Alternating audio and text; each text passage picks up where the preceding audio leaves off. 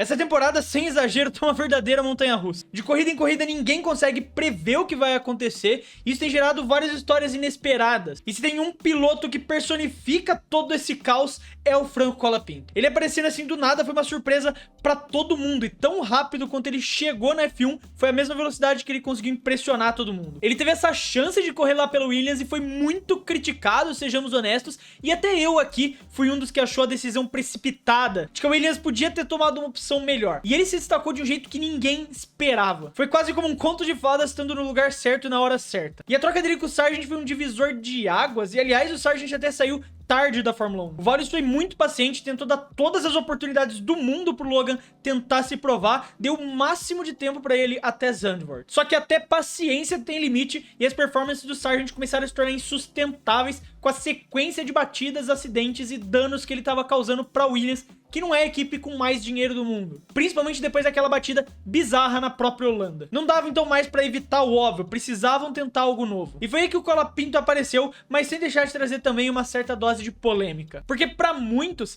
a Williams poderia ter escolhido alguém mais cotado pra uma vaga na F1, como o Drogovic, que teve conversas com eles no passado, ou até alguém com mais experiência, como o Mick Schumacher, que já tinha demonstrado esse interesse público em correr pela equipe. Mas o Vaulix não escolheu nenhuma dessas opções e decidiu dar uma chance pro Franco.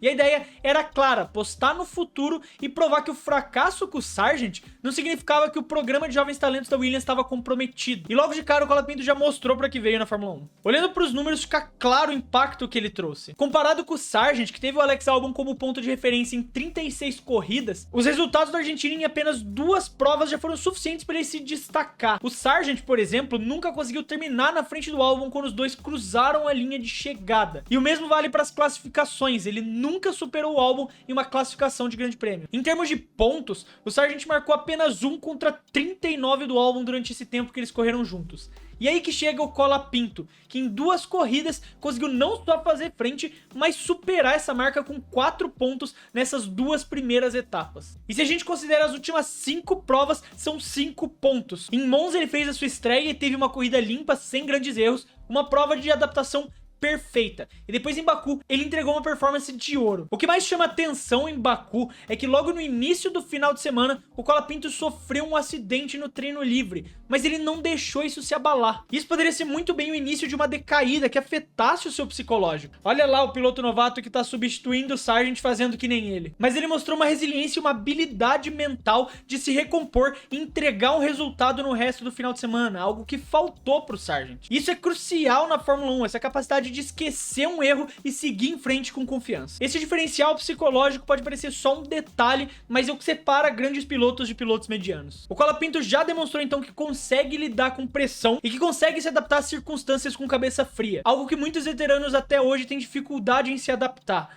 Tô falando com você, Lando Norris. Então essa rápida superação dele em Baku não só garantiu uma boa posição, mas também mostrou pra equipe que ele tinha potencial pra muito mais. E falando em Baku, foi ali que o Franco realmente deixou a sua marca. Porque apesar de começar esse final de semana com uma batida, ele conseguiu ainda se classificar junto com o Albon no Q3, logo no seu segundo final de semana de Williams. E não só isso, mas terminou na frente do Albon. Claro, por culpa do ventilador que esqueceram no carro do tailandês, e por isso ele não teve nem chance de fazer uma volta, mas é sempre bom lembrar que a última vez que o Albon tinha sido superado por um companheiro de equipe foi lá em 2022, quando o Nicolas Latifi conseguiu essa proeza no GP da Grã-Bretanha. Isso mostra o quão raro é ver o Albon perder para o seu companheiro. Claro, muito por conta do nível dos companheiros que ele enfrentou nesse tempo. Mas o Colapinto chegou e fez isso logo na sua segunda corrida. E na prova a equipe fez uma escolha estratégica ousada para ele de parar antes de todo mundo, o que colocou ele no top 10 desde muito cedo. E ele já estava em 10º lugar antes do acidente entre o Sainz e o Pérez, que colocou ele em 8º na classificação final. Então, mesmo se não tivesse essa batida, ele teria terminado na zona de pontuação. O que demonstra que esses pontos não foram um acaso, ele realmente mereceu estar lá. No final, ele ficou com esse 8º lugar, então impressionante, logo atrás do Albon, o que consolidou a decisão do Vaulix de dar essa chance pra ele. Em 2 corridas, ele já tinha superado os pontos do Sargent nos últimos 2 anos. Isso também acende uma discussão muito interessante dentro da Williams. Não só sobre o que o Colapinto pode oferecer a longo prazo, mas o que ele significa pra equipe hoje. Porque a gente tá falando de um novato que tá causando causando impacto e pressionando seu companheiro de equipe de uma forma que não acontecia desde os tempos que o Albon tava na Red Bull contra o Max Verstappen. E todo esse tema da pressão que o Colapinto tá fazendo em cima do Albon, eu discuto melhor nesse vídeo que tá aparecendo no card aqui pra vocês. Essa rivalidade com o Albon não é só entretenimento pra gente, mas também uma pressão saudável pro próprio Alex, porque o Albon tem feito um trabalho incrível na Williams desde que ele chegou na equipe, levando o carro pra frente e conseguindo resultados impressionantes pra uma equipe que, por mais que eu quisesse dizer o contrário, ainda tá longe de ser boa. Na última temporada, ele foi um dos melhores pilotos do grid,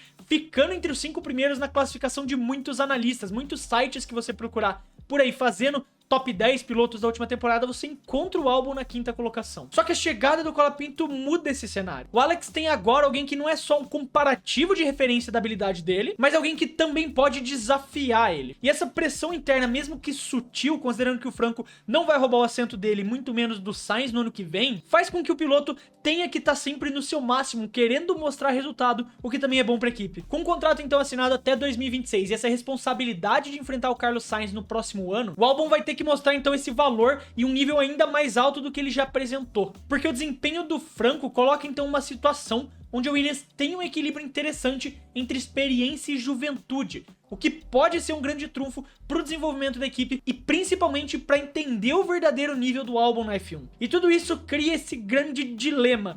Qual o futuro do Colapinto? Com o Albon e o Sainz já assinado por pelo menos 2 anos, a Williams não tem uma vaga para oferecer para ele. E o Franco mostrou que merece estar na Fórmula 1, só que com as portas fechadas na Williams, o que ele pode fazer? Manter esse hype, manter essa tensão sobre você é fundamental, porque como a gente viu nos casos do Lawson e do Hülkenberg, quando ficou de reserva, se o piloto não mostra serviço por muito tempo, o hype vai diminuindo e o piloto pode acabar sendo esquecido. Então, para ele não ficar de fora da Fórmula 1 e continuar com os olhos à vista, as melhores e únicas opções para ele hoje são a Racing Bulls e a Sauber. A situação da Red Bull é uma incógnita completa. Com o Pérez sob pressão, com as performances terríveis que ele tá tendo nas últimas corridas, e o Helmut Marko a gente conhece, sendo o Helmut Marko sempre pronto para fazer uma mudança inesperada no meio da temporada, não seria estranho imaginar que o Pérez caísse fora para 2025. Com alguns rumores dizendo até que ele poderia ser demitido antes mesmo do final da temporada atual. E nesse caso, a Red Bull poderia ver no Colapinto uma oportunidade de garantir uma jovem promessa para o futuro. Já que com o Pérez saindo, esse segundo assento da RBR ficaria ou pro Tsunoda ou muito mais provavelmente pro Liam Lawson. E a Racing Bulls então com essa vaga seria uma ótima opção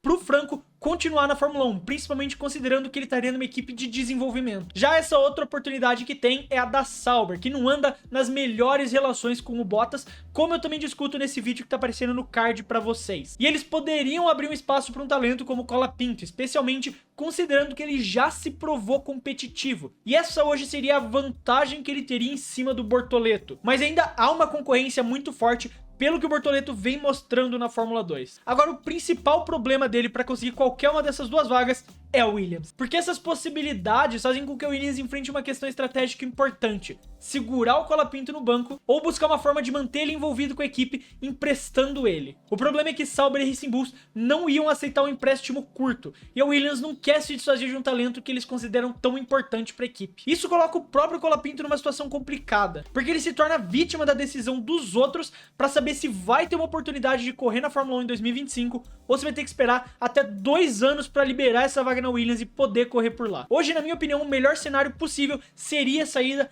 para Racing Bulls. Isso porque, para mim, provavelmente o Pérez está fora da Fórmula 1, muito dificilmente ele continua na categoria pro ano que vem, devido a esses resultados terríveis e o fato de que a Red Bull, por conta dele, vai terminar em 3º lugar nos construtores. Então, com essa subida, provavelmente também do Lawson para a equipe principal, eles querem um talento para colocar na equipe B, na Racing Bulls. E hoje o Isack Hadjar, apesar de fazer parte da academia e ser um ótimo talento, não tem essa mesma visão que o Franco tá tendo hoje. E a Williams já tem uma relação prévia com a Red Bull por conta do empréstimo que a Red Bull fez pelo Albon para ele correr na equipe. Caso você não se lembre, no primeiro ano ele correu por lá ainda com esse empréstimo da Red Bull. Então ele já tem essa relação prévia com a equipe e poderiam trabalhar de alguma forma no empréstimo que beneficiasse as duas partes. De qualquer forma, essa é uma decisão que vai ter um impacto muito grande na carreira do Franco e principalmente na estrutura da Williams. A verdade é que a Fórmula 1 não tem vaga para todo mundo que merece estar lá. Mas uma coisa é certa, o Colapinto já mostrou que tem talento para estar ali e vai ser muito interessante ver como a Williams, Racing Bulls e o Colapinto vão lidar com esse problema para ver se ele vai correr na categoria em 2025. Mas aí tá o que eu acho de todo esse dilema do Franco Colapinto para ele continuar na Fórmula 1. Eu quero saber a sua opinião, então não esquece de deixar ela aí nos comentários. E eu quero agradecer um dos parceiros do Clube do F1, a GoCase, que fornece essas capinhas maravilhosas tematizadas do Senna aqui pra gente, e que também você pode conseguir usando o cupom